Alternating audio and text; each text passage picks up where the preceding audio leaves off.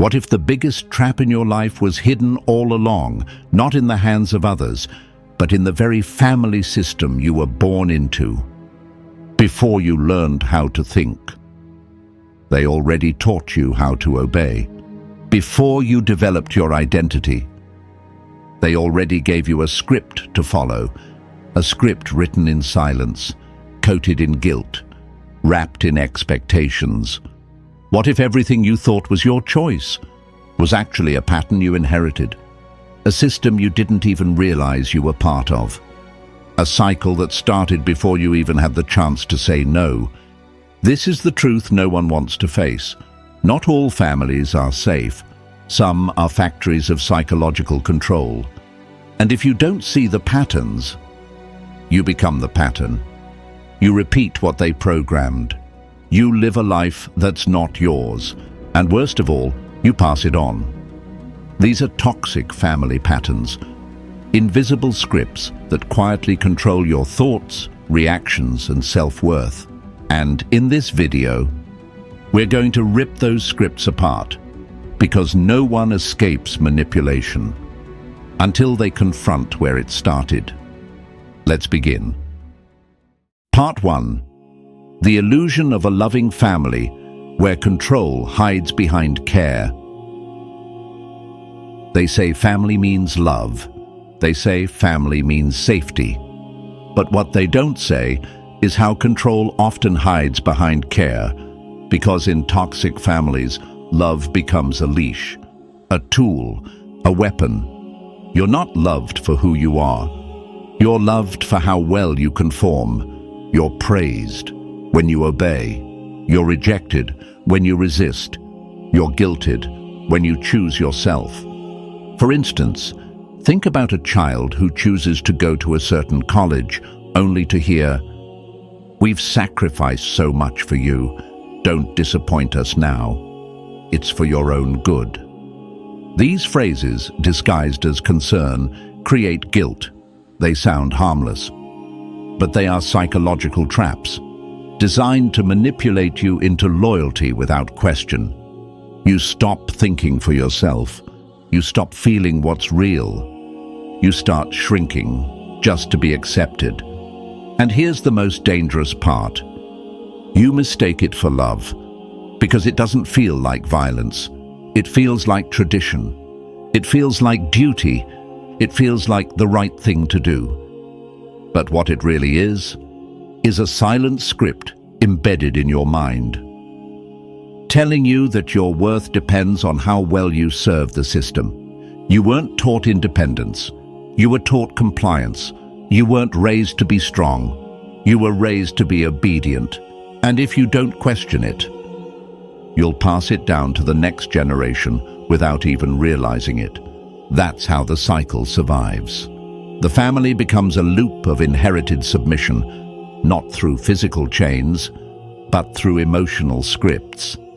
And the only way to break the loop is to recognize that sometimes what they call love is really just control in disguise. Part 2. The roles that control you: hero, scapegoat, lost child, and the silent scripts they carry. In a toxic family system, love isn't unconditional. It's strategic. They don't see you as a person. They see you as a role, and each role serves the system, keeps it intact, keeps you trapped. The most common roles: the hero, the scapegoat, and the lost child. Let's start with the hero, the golden child, the one who must succeed. Not for themselves, but for the family's image. You carry the weight of perfection. You exist to compensate for the dysfunction. You become responsible for everyone's pride, and their silence becomes your reward. But here's the truth. You're not being praised. You're being used. Your worth is performance. Your identity is obligation. Then comes the scapegoat, the rebel, the black sheep, the one who questions and is punished for it. You're blamed, targeted, made to carry the family's shadow so they don't have to face it. You speak the truth and they call you difficult. You see the toxicity and they call you disloyal. But your rebellion isn't the problem. It's their fear of exposure. And finally, the lost child. Quiet, invisible. The one who disappears into the background. You're not attacked because you're ignored. You survive by staying silent, by not being seen, by becoming a ghost in your own home. And each role comes with its own script. Unspoken rules, behavioral codes that shape how you move through the world. The hero becomes the overachiever, chasing approval. The scapegoat becomes the fighter, craving justice. The lost child becomes the avoider, hiding from conflict and attention. But none of these roles are your truth. They are adaptations. Coping mechanisms for a system that never loved you fully, only conditionally. And unless you recognize the role you were forced to play, you'll carry it into every friendship, relationship, and decision you make. You'll keep being the fixer, or the fighter, or the one who disappears. Not because you choose it, but because the role became your identity. But here's the truth. Roles can be rejected. Scripts can be erased. Part 3, the subconscious beliefs. These roles implant and how they sabotage you in adulthood. What you learn in a toxic family doesn't stay in the family. It buries itself in your subconscious, and from there, it begins to control your entire life. Because each role you are forced to play implants a belief so deep you don't question it, you obey it. If you were the hero, the belief is, I must always succeed to be loved. I can't rest, I can't fail, I can't be weak.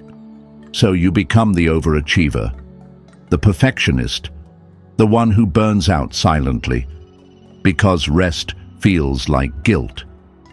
If you were the scapegoat, the belief is, I'm never good enough.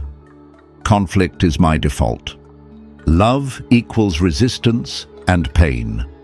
So you attract chaos. You expect betrayal. You fight even when no one is attacking, because that's what love looked like. If you were the lost child, the belief is, my voice doesn't matter. I must stay small to feel safe. I exist in the background. So you withdraw from life. You disappear in relationships. You never ask for what you want, because silence became your survival. And the worst part, these beliefs become your identity. They shape your career, your friendships, your love life, your self-worth. You sabotage happiness because peace feels unfamiliar. You reject good people because love without pain feels suspicious. You settle for less because deep down, you were programmed to believe that's all you deserve. That's the power of early scripting. It doesn't just hurt you in childhood, it hijacks your adulthood. And no, it's not your fault, but it is your responsibility. Because as long as you don't confront these subconscious beliefs, you'll keep repeating them, automatically, unconsciously, calling it personality when it's really just programming. But once you become aware of the code, you can rewrite it. Part 4, Breaking the Script. How to identify, confront, and erase subconscious family programming. Subconscious programming is not just inherited, it's rehearsed. Every time you act from guilt, every time you seek approval, every time you shrink to stay safe, you're reinforcing the same code that was embedded in you years ago. But here's the truth. What was installed can be uninstalled, and every script can be broken. Step 1. Name the pattern. What belief do you repeat that doesn't belong to you? What behavior do you default to because it was expected, not chosen? Say it out loud. not "I'm just this way." But this was taught to me by a system that needed control, not love. Step 2. Confront the source. Whose voice echoes in your mind when you doubt yourself? Whose judgment are you still trying to avoid? Whose approval are you still chasing? Once you see the source, you weaken its power, because scripts only survive when they stay invisible. Step 3. Replace the code. Your mind is programmable, but only if you take the role of the programmer. Create a new internal rulebook, not one based on fear, guilt, or obedience, but one based on truth, clarity, and sovereignty. For example, old script: I must make everyone proud. New script: I honor myself before I please anyone. Old script: I can't say no to family. New script: boundaries are not betrayal. They are self-respect. Step 4. Rehearse the new identity. The subconscious doesn't change from theory, it changes from repetition. So speak your new beliefs daily. Live by them, even when no one else understands. Protect them, especially when old voices return to test you. And remember, when you break the script, the system will push back. They'll call you selfish, cold, distant, unrecognizable, good. That means the pattern is breaking. That means the spell is lifting. That means you're no longer playing the role they assigned you. You are writing your own script now. One thought at a time, one decision at a time, one boundary at a time. Part 5. Final break. Becoming sovereign, mentally free from the system. You were not born to obey a script. You were not born to carry someone else's emotional burden. You were not born to stay small so others feel powerful. You were born to become sovereign. And that begins the moment you stop apologizing for who you've become and start detaching from who they trained you to be. Because real freedom is not physical. It's not about moving away.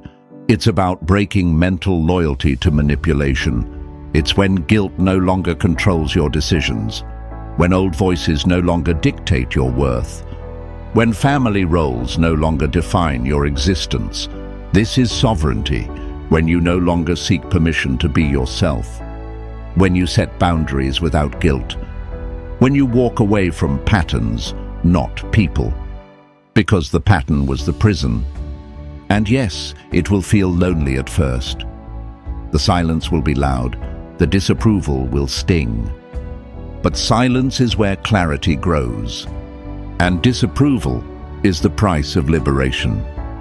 You don't need to destroy your family, you just need to dismantle the illusion that you owe them your identity. You are not the hero. You are not the scapegoat. You are not the lost child. You are the pattern breaker, the one who saw the system and said, "No more," the one who stopped the cycle. So the next generation doesn't have to heal what you refuse to confront. And that's not rebellion, that's legacy.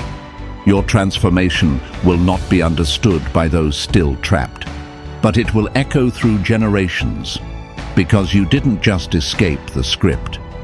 You rewrote the story, and in that story, you are no longer reactive. You are no longer controlled. You are no longer chained.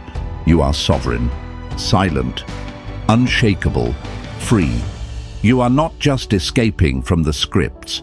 You are stepping into a life where you control your own narrative, where guilt no longer has the power to dictate your decisions, where you live by your own rules, and in that life, you are no longer reactive, you are proactive, sovereign, and unstoppable. This is what they never taught you. This is what they didn't want you to know. But now you do, and once you know, you can never go back.